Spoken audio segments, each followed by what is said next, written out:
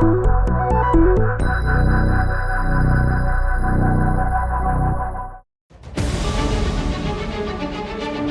following program is suitable for general audience of any age.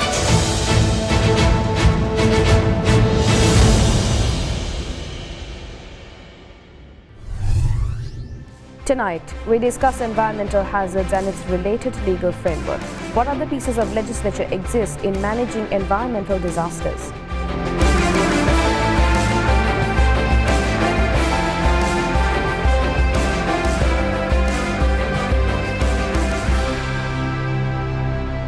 A very good evening and thank you for joining us on yet another episode here on Law, Land and Liberty at other Derana news channel, where we bring to you key legal topics and break it down for the layman. Now today's topic is something that's relevant to our previous episode as well, and that's on disaster management, environmental hazards and what other legislature there are and regulations and policies there are in Sri Lanka in order to help govern and manage and also mitigate the impacts of disasters in Sri Lanka. To speak about this, we have someone that is not a new face on the program, but we have not had him back for quite some time. So I'm very much pleased to warmly welcome back onto the show Mr. Krishantha Nissanka, attorney at law. So thank you so much for coming back to the program, to the studio, to help us understand exactly what laws there are surrounding disaster management, apart from the Disaster Management Act in Sri Lanka. How we're going to go about this program is quite simple. We're first of all going to talk about the historical context of disaster management in Sri Lanka, since Sri Lanka is no stranger to environmental hazards and climate-related impacts as well. Next, we'll be getting into the current context and what other alternative means of legislature there exists when it comes to our present framework as well, relating to the more recent floods that we saw that took place also relating to Cyclone Ditwa. And finally, we'll be talking about what we can expect to see moving forward and what reforms and amendments we should be seeing in the legal landscape in order to prevent devastation on a scale such as we have seen recently. Hi, I'm Krishantha Nissanka. I'm an undergraduate, Department of International Relations, University of Colombo. So my question is on fundamentals. What laws exist tackling environmental hazard in Sri Lanka? All right, well, without any further ado, we do have to get into the discussion. So thank you so much once again for taking the time to actually come to the studio to help us understand this area of law. Before we get into any of the current context and the specifics, can you help us understand the history that is behind disaster management and land management in Sri Lanka specifically? Because we are not a stranger to these kinds of situations, and I believe you can give us some insight into what it was looking like in the formative years as well. Well,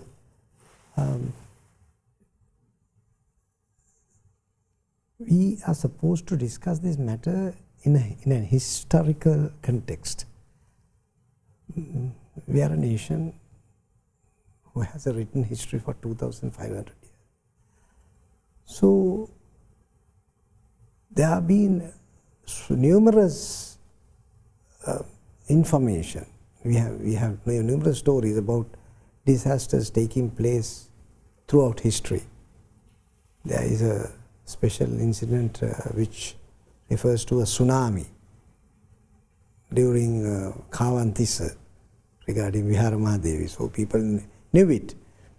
So now, among many disasters, it's especially flooding and things of that caliber has been experienced by the people of this country for a very long time.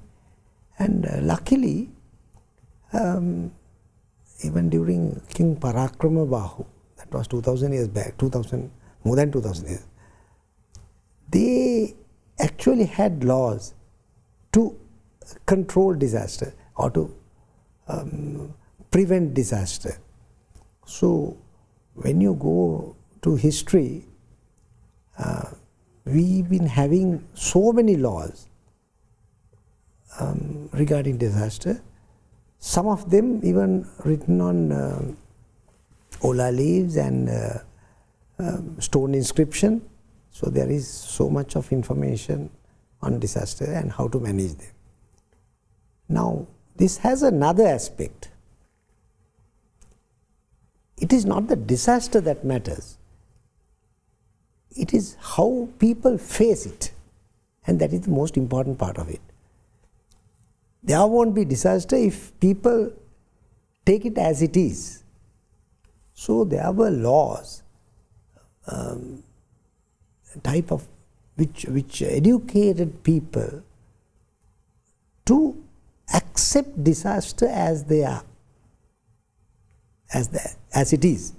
Now, say for instance, in Buddhism, it's very clearly stated, you take life as a disaster, because life itself, from the very beginning to the very end of it, it has its own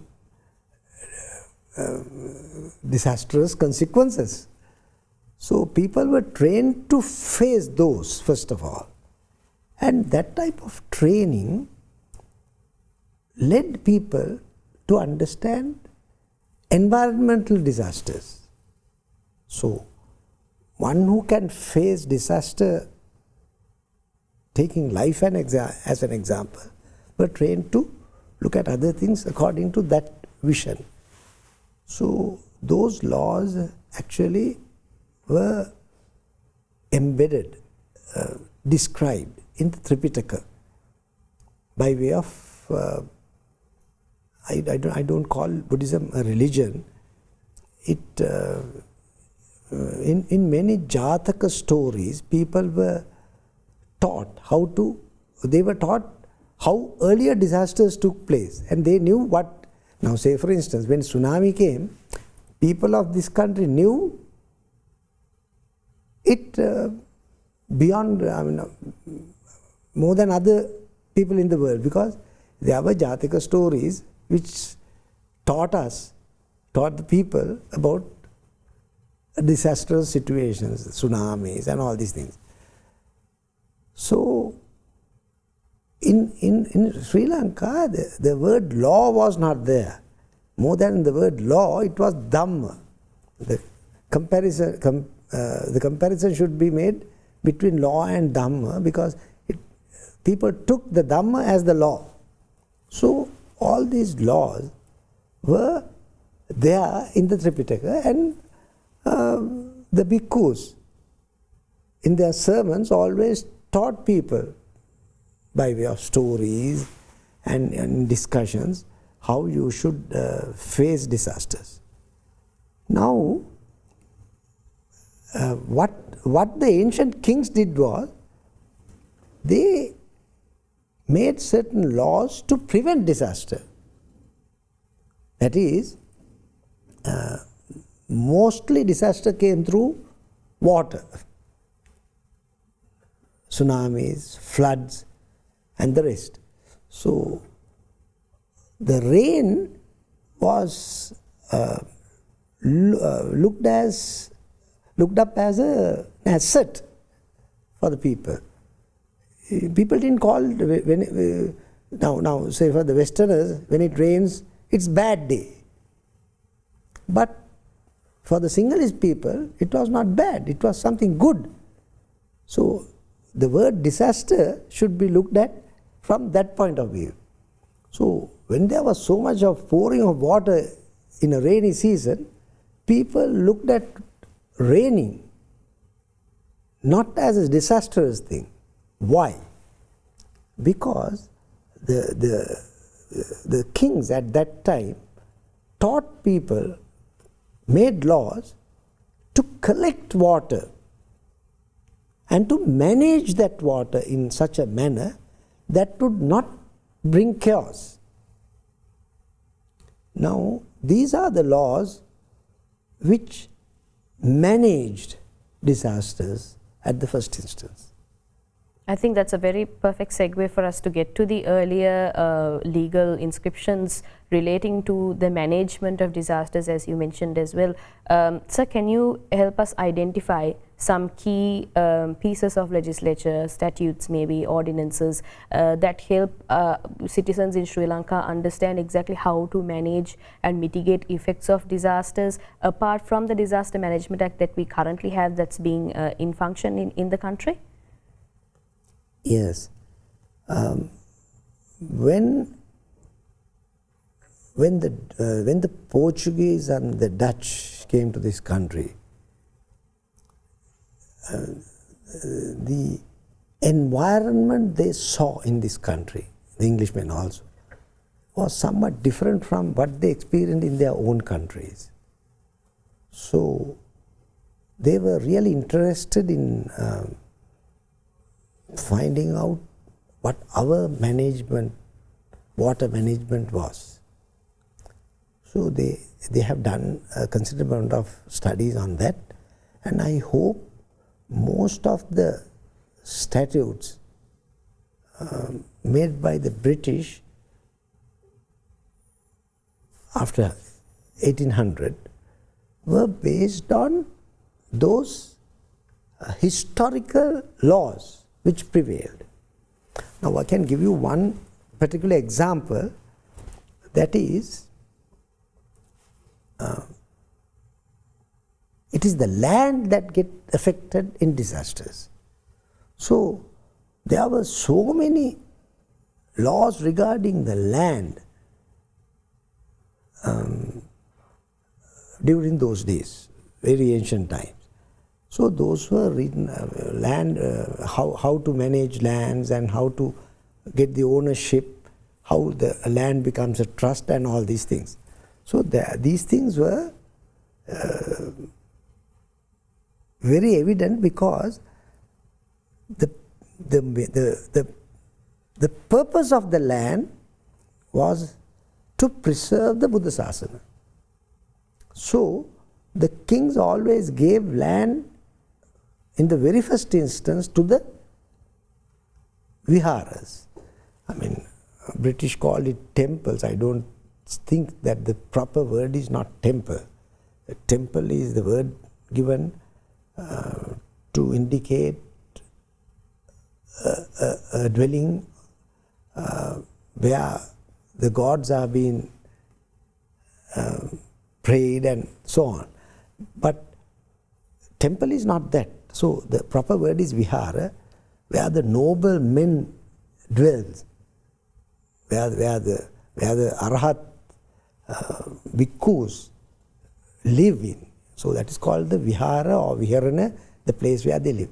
So this law on lands was based on a Buddhist principle. People were advised to live in a suitable place. Even the monks, the people were advised to live in a suitable place. That is called patirupadesa vasocha. So everywhere in the history, in the legal texts, you get this word, patirupadesa vasocha. So people were advised to choose the correct place to live, and unsuitable areas were avoided. Now, Anuradhi, in the very earliest periods, people did not live in the upcountry. There was a reason for that, because the upcountry is not suitable for living. It is meant for a different purpose. Those areas are water catchment areas, where always showers, rain is there always, and that is not suitable for people to live in also. That is due to environmental reasons. But at the same time, it was dangerous to live in the mountainous areas. So the civilization, the early civilization or the Buddha Sasana civilization got its roots in the plain, in the lower areas, the dry zone especially, because that was the most suitable area to live. Then comes the problem. Now, when living in those areas, there were so many laws which gave the laws were enacted to give land to the Buddha Sasana, to the temples, and the people were requested to look after the temple. The people were the trustees of the temple. So that management system had a dual relationship. The temple had to look after the people looked after the temple. How did the temple look after the people? That the legal aspect of the land tenure was described and managed by the temple authorities. They were laymen, not the bhikkhus at the first instance. So the institutions always taught how to maintain land and taught people how to maintain land. Now, the earliest chronicles, which very clearly states that there should be Ellangavas. That is, when King Parakrambahu said that you should not a single drop of water should get to the sea. So that is preservation of water. So there were millions of water collecting centers, which are called small tanks, not huge ones. So these tanks were built by individuals. Say, now you have a plot of land, you build a small land in that particular area, you have your paddy field. To get the water for the paddy field, you are requested to have a small tank for your paddy field. So each paddy field, they had a small tank-like thing, which is not a large irrigated area, a small micro level water collecting pool-like thing. And so every man had a small water reservoir-like thing, and they were situated in a cascade. So when the heavy rains took place, when there was heavy pouring, all these tanks were filled up, and that those were managed in a certain manner that there were no flooding. So people were living in highland, and they were not affected by the heavy pouring or a disastrous situation. So there was no disaster at all. Even now it is the same. That structure is still there, but only thing is the modern governments, modern civilization has destroyed all these structures. So to control these things, there was this, later on the British came to know about this law, that is temporalities ordinance. They created this temporalities ordinance because they knew that the temporalities ordinance had so much effect on the environmental aspect of it. I want to get to the specifics relating to the Buddhist temporalities ordinance and also understanding, as you mentioned, the previously existing systems that we had in place in order to help mitigate any sort of adverse effects that would come from increased rainfall or even flooding situations. But we have run out of time in this specific segment, so we are going to go in for a short commercial break. You're watching Law, Land and Liberty here on Other Derana News Channel. We'll be right back after this. Stay tuned.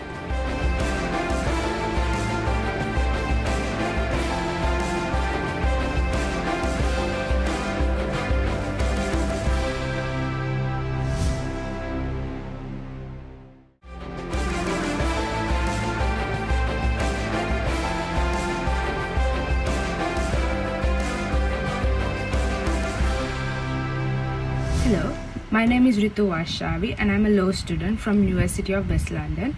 My question is on the current context. Does the Disaster Management Act have cohesion with other environmental legislature?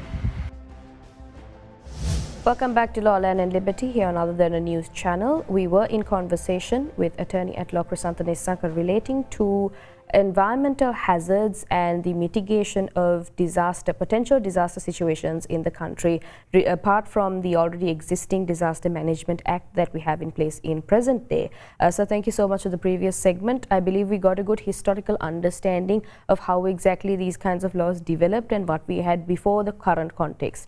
Now we left off, I had to unfortunately interrupt you when you were about to explain something very important, which is related to the Temporalities Ordinance. Can you please help us us understand exactly why the Temporalities Ordinance is also a very key, a salient piece of legislature when it comes to helping mitigate environmental impacts that could be caused upon the people? Well, to start with, the purpose of the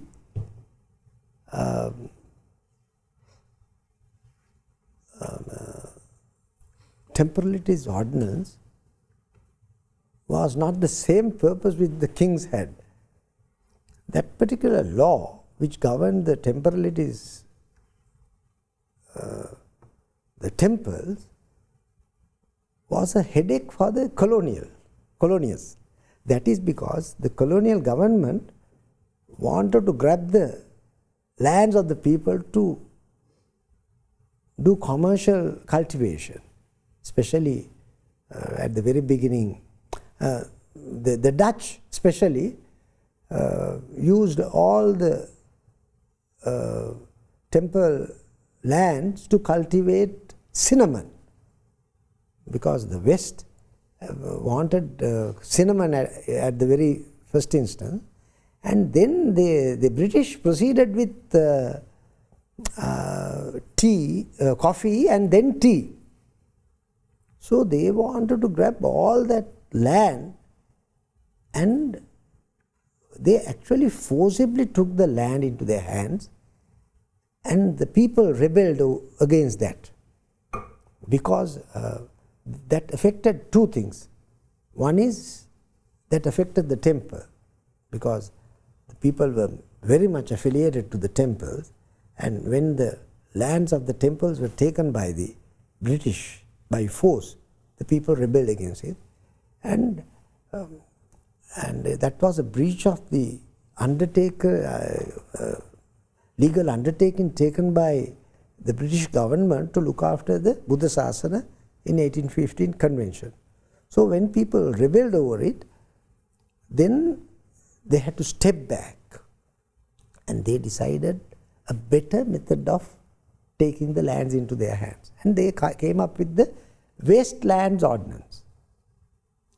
So other than the paddy fields, every citizen or the countryman had another piece of land which was called Chena land. Now, the paddy field is visible, and they had the ancient Sinhalese kings had registers on the temple lands and the paddy lands. Now, they couldn't. The British government could not take over the paddy land, because it was very well regulated, and they were under a legal obligation. So they focused on the Chena lands, the hill country and the Chena lands, to cultivate both coffee and tea. So to take over that land, what they did was, they requested people to come out with their proof, ownership of those lands. Now these Chena lands were situated in the hill areas. Everywhere the Chena is in the hilly area. So people could not claim for it, because they cultivated it on a rotation. Now say you don't put continuously cultivate Chena lands. What you do is you do a Chena land, a hena, in Sinhala we call it a hena, and only after 5 years, 3 years or 5 years or 6 years only, they come back to the same place. If you do it here, next year it would be on the other portion of the other part of the land. So likewise, they cleared the jungle in a different system, and because of that, they could not prove the ownership and the possession, because the possession changed when the chain was taking place in another place. So now this the British took advantage of this situation and started exploiting the lands of the people, by saying that you don't have a right to own this property as you don't have a what you call a deed or a sannasa or whatever it is. But apart from this, all the temple land had enough registration, because from the very ancient times the temples maintained their sannasas given by the kings, and they could produce it before any court of law or any institution and prove that they were owned by either the temple or the Dayaka Sabha of the temple as a trustee. So this was the purpose of bringing in the Buddhist temporalities ordinance. And the British had another problem, because there was this land tenure. They thought this was a feudal system. In Sri Lanka, there wasn't a feudal society. Unlike in other countries, there were feudal societies and slave-like people. But in this country, it was not that. People worked for the Buddha Sasana. So they took it as a responsibility to look after the temple, and all the lands they cultivated, they gave part of that produce to the temple. And the lay persons who were officials who look after the trust. And that was the type of structure we had. So that was a legal structure, and the British government penetrated this structure and destroyed it by introducing this Buddhist temporalities ordinance. And that is that all the land which the temple and the people could not take care of, bring proof to, were taken off by the British government by way of Wastelands Ordinance. So Wasteland Ordinance and the Temporalities Ordinance went hand in hand. And in doing so, the purpose of the British was not to maintain the environment, not to maintain the structure, nothing. They wanted to exploit the country and get the best out of the soil, very rich soil, which people have not touched for thousands of years. So, other than the China land. So they got hold of the whole land and they did so much harm, and while doing that, they kept on focusing their attention on the temple lands also, because the vast amount of lands belong to the temples. In many chronicles it says that this land, the country itself, was donated towards the Buddha Sasana. That concept was there, and that is why when the Portuguese came, and Dondu and Dharmapala donated it to the Catholic Church, the Kotte part of it. So that type of thinking was there. So the whole land belonged to the Buddha Sasana, and that was the law which regulated. And that Buddha Sasana law regarding land is embedded in the, actually at least part of it is embedded in the Buddhist Temporalities Ordinance. And where exactly does that help us cordon off, specifically relating to hazard prevention and management when it comes to environmental disasters? So is there a specific area of the ordinance that actually notes down what occurs, or what exactly is the entire situation there? Now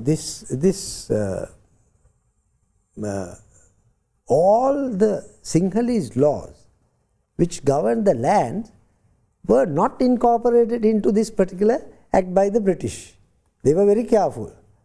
So you don't see exactly the relevant laws in the BTU, but the management of it gives you the picture. There was a plan for the entire country regarding the land and the land belonging to the temples. So people were not allowed to move into any place and do anything like now. Even the government was not allowed to play hell out of the land.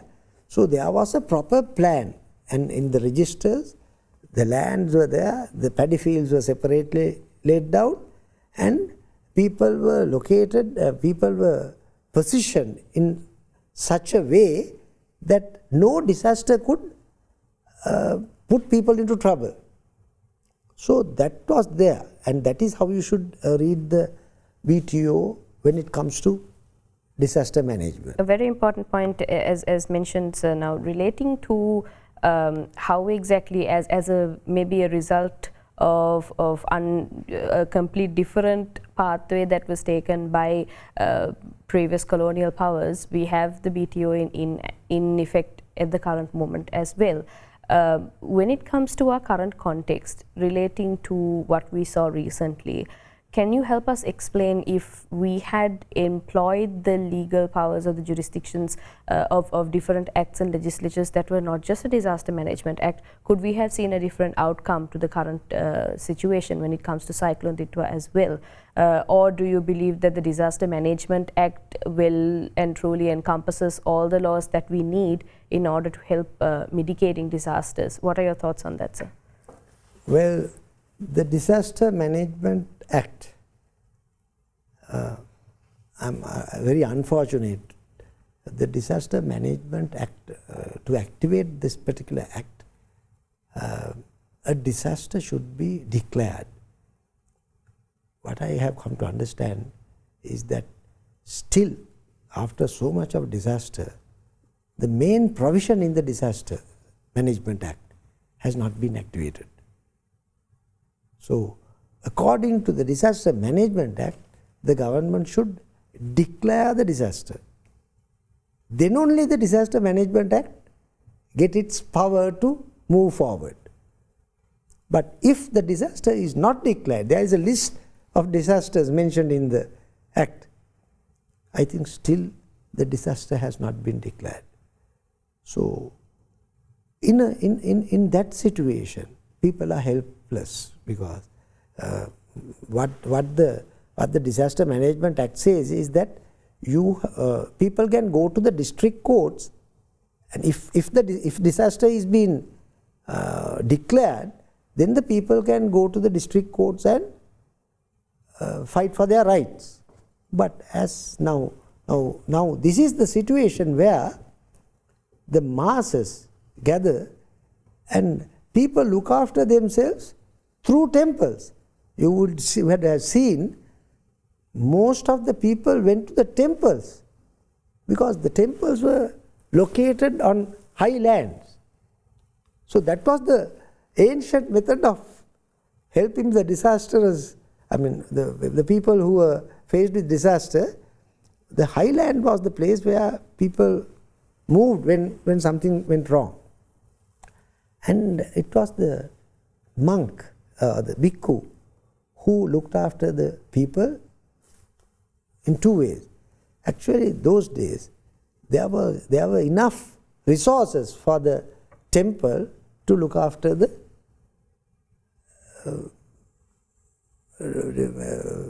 people who faced with disaster.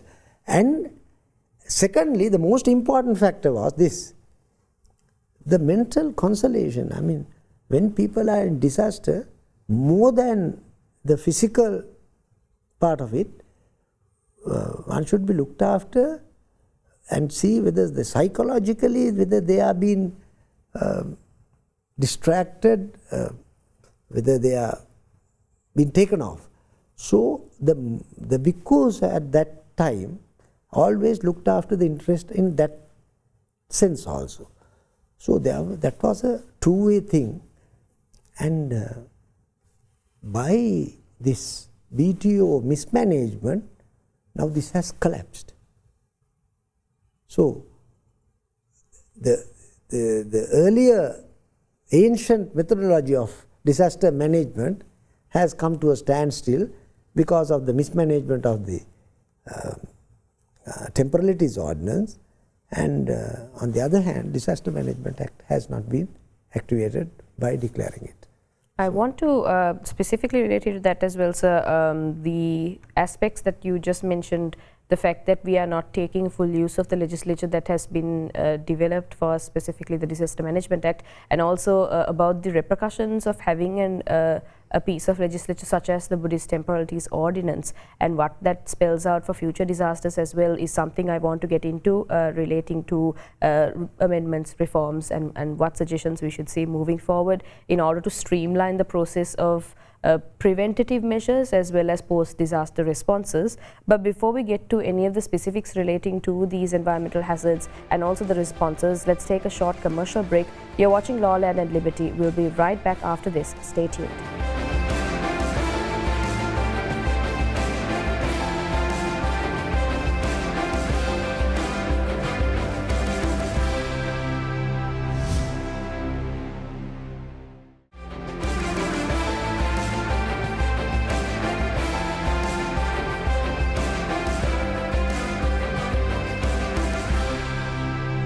Hi, my name is Stephanie Pires, a final year undergraduate from University of Colombo, Faculty of Law. And my question is, on the future, how can reforms and amendments better the landscape for disaster preparedness in the country? Thank you. Welcome back to Law, Land and Liberty. We're in our final segment in conversation with Mr. Krishantha Nissanka, attorney at law. We just got done speaking about the current context and also the BTO, or the Buddhist Temporalities Ordinance, when it comes to natural hazards, disaster management, and also responses to disaster management, and what exactly this kind of law has helped bring about when it comes to the current context. While it is not a completely optimistic overview, we do have to get to the specifics relating to what we can expect to see moving forward as well, considering the recent calamities that we have seen. What are the implementations we should be focusing on and prioritizing in order to ensure that as little human lives are lost and as little damage is recorded when it comes to the infrastructure surrounding Sri Lankan civilization. So thank you so much for the previous segment. I believe we were able to cover as much ground as possible. Unfortunately, we are running out of time, so this is our final segment. So I want to get right into the crux of this segment, which is relating to amendments and reforms moving forward. I think it's easiest for us to start off with the legislation that we were just speaking about, the Temporalities Ordinance. What do you expect to see moving forward when it comes to amendments to these kinds of legislations? Is there any conversation relating to the amendments and modernization of these acts? Yes, there is. Now, the greatest move is that now this piece of legislation was enacted say the initial steps were taken in late 1890s. Then in 1905 there was legislation on Buddhist temples, but the present act was enacted in 1931. Now this act was ought to have come under the 1815 convention, because the purpose of the act would have been to preserve the Buddha Sasana. That is, Article 5 of the convention says the state should look after the interest of the Buddha Sasana. So that broad outlook would have taken into consideration, but it was not so. I have a piece of a document, a commission report published in 1950s, where it says the British did not want to take this aspect into account because it was against Christianity. And most of the people in the country were looking at these problems, took up this issue as a threat to the Buddha Sasana. So disaster is considered not disaster per se, but disaster against Buddha Sasana. So in the constitution also that is there. But unfortunately,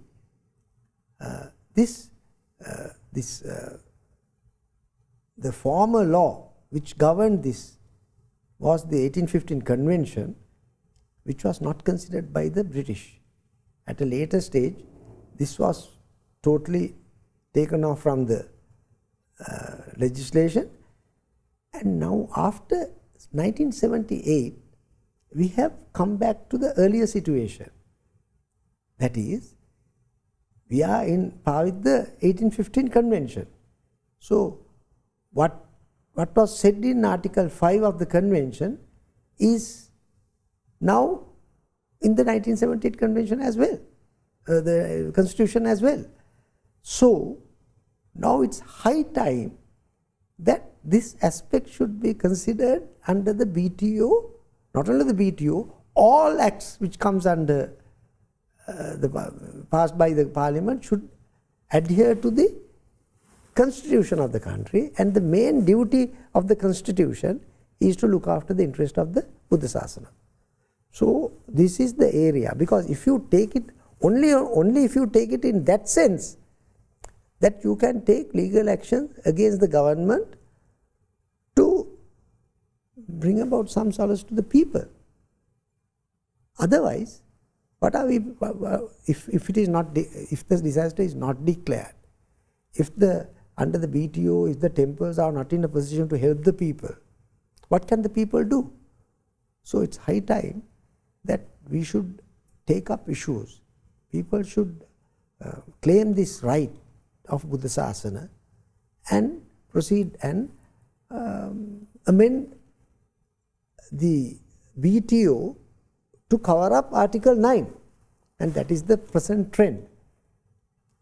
I want to ask you, sir, as one of the final questions relating to our discussion here, now there is a question relating to accountability, as you mentioned as well. Do you believe that if we are able to help amend or maybe bring about reforms of the existing pieces of legislature, we can implement this this area of our accountability in a much more streamlined sense? Because at the moment there's a lot of confusion. Is it a fundamental rights issue? Which piece of legislation should we be looking towards when it comes to seeking relief due to damages caused? Do you think that kind of conversation will be much more streamlined if we consider the accountability aspect in all the other legislatures that you have mentioned? Yes. Then now this right-based argument and the duty-based argument should be considered. Now all our ancient laws were based on duty-based arguments, duty-based jurisprudence. So it is not the right that matters, it is the duty that matters. Duty towards what? Now that is the core argument behind all this. So now we are not prepared to address this duty-based jurisprudence. What we are addressing is the right-based, but people are not conversant with it. But people were used to this duty-based, because in the BTO also it was the duty-based jurisprudence which existed, which the British removed from. So now it's high time that we should get back to the duty-based jurisprudential argument and include that part of it in the BTO. Right. And as a final question, sir, specifically relating to what you think we can expect moving forward as conversation relating to the reformation of these acts. Do you think that we are currently in a good enough headspace, a good position as a country to move forward with these kinds of conversations relating to reform and amendment, or do you think that we still have a lot more in the groundwork level that we have to fix before we move to focusing on actual amendments and improvements?